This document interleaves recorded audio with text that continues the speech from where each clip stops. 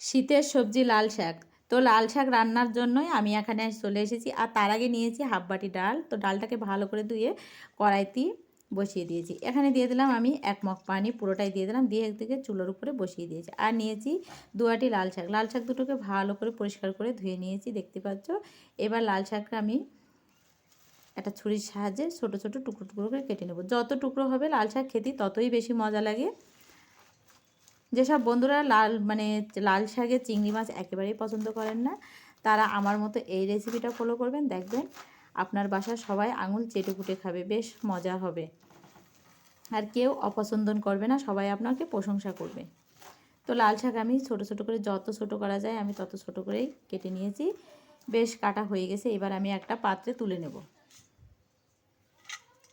আর বাকি লাল শাকগুলো আমি এভাবেই কেটে নেব। এদিকে আমি চুলার উপরে যে ডালটা বসিয়ে দিয়েছিলাম, ডালটা প্রায় আমার 50% সেদ্ধ হয়ে গেছে। তো আমি একটা তুলে আমি দেখাচ্ছি কতটা সিদ্ধ হয়েছে।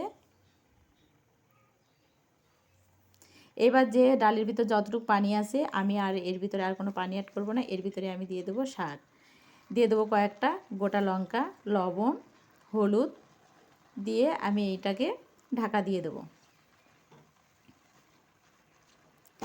এবার কিছুক্ষণ বাদে আমি ঢাকনাটা খুলে আবার আমি নেড়ে চেড়ে দেবো। দেখো আমার শাকটাও বেশ সেদ্ধ হয়ে গিয়েছে। তো এবার বেশ নাড়াচাড়া করে পানিটা একটু শুকিয়ে একটা পাত্রে তুলে নেব। এদিকে আমি চুলার উপরে আবার একটা প্যান বসিয়ে দিয়েছি, আর প্যানে দিয়েছি কিছুটা তেল, দিয়ে এবার 2টা শুকনো লঙ্কা এতে আমি ফোড়ন দেব। শুকনো লঙ্কা দুটো ভালো করে ভেজে আমি দিয়ে দেবো কিছুটা গোটা জিরে।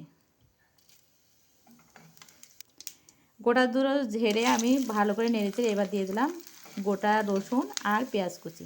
এটাকে ভালো করে নেড়েচেড়ে একটু লাল লাল ভাব হলে যে ডাল আর মুসুরির ডাল আর শাকটা সেদ্ধ করে রেখেছিলাম সেটা আবার দিয়ে দেবো।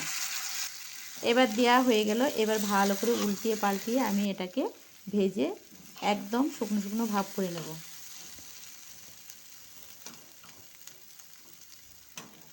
তো বেশ আমার অনেকটাই হয়ে যাওয়ার মতো হয়ে গেছে। এবার আমি দিয়ে দেবো কিছুটা ধনিয়া পাতা।